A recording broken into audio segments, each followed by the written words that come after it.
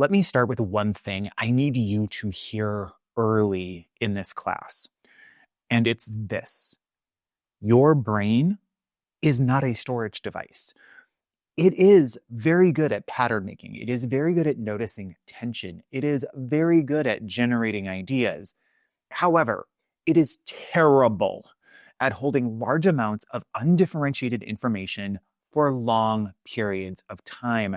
And if you try to make it do that work anyway, it will quietly sabotage you.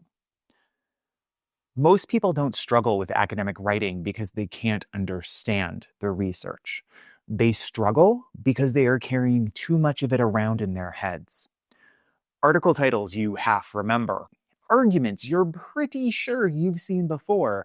PDFs you've downloaded 3 times because you forgot you already had them. That's not a personal failure. That's a systems problem. I'm Nick. This is Dr. Cranky Pants Teaches, and today we're talking about why academic burnout so often has absolutely nothing to do with writing and everything to do with usability. Because your brain's for thinking. It's not for acting like a very stressed out filing cabinet.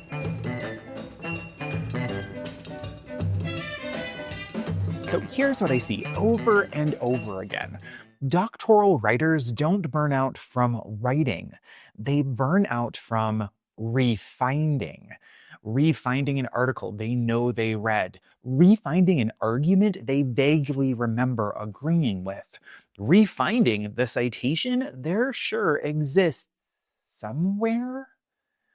And that refinding is expensive.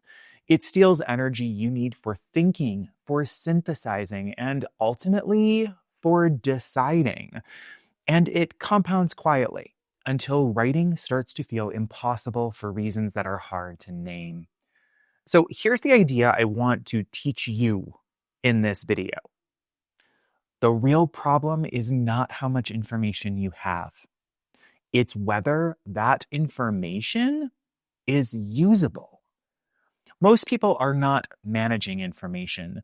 They are collecting it as though at any moment Dr. Robin Zazio is going to show up at their house. Because collecting, it feels productive.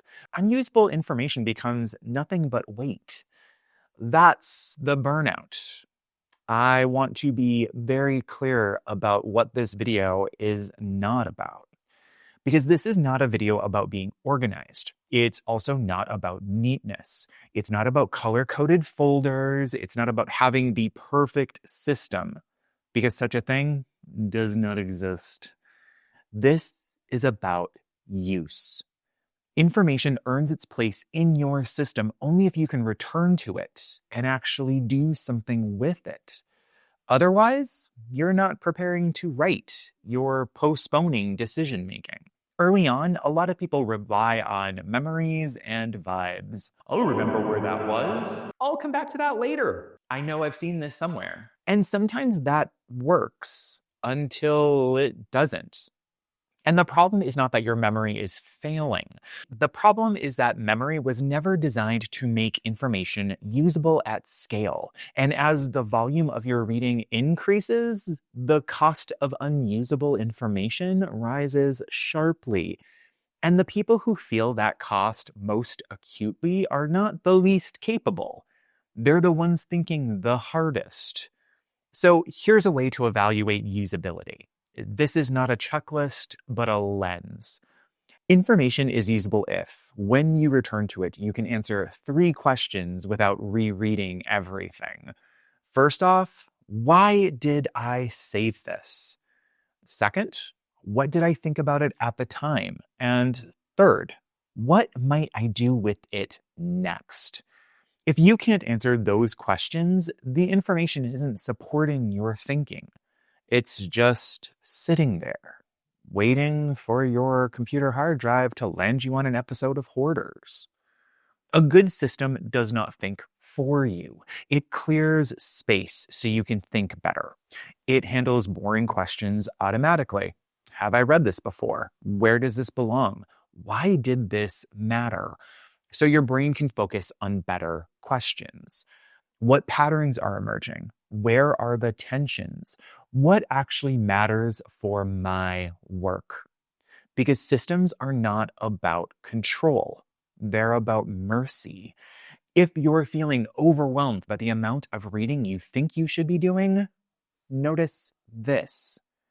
That feeling is usually not about volume. It's about usability. When information can't be used, it sits on you. But when it can be used, it circulates. And that right there is the shift we're aiming for. I'm not going to show you tools today. I'm not going to walk you through any software. And I am definitely not going to tell you that there is one right system you must adopt, because tools are secondary and judgment is always going to come first. Before you choose a method, you need to be able to see where information in your life becomes unusable. Where are you rereading instead of building? Where are you refinding instead of deciding? And where are you carrying things that could actually be put to work? And those questions are the beginning of information management. Later, we'll look at specific approaches that try to solve the usability problem in different ways. But for now, keep this idea close.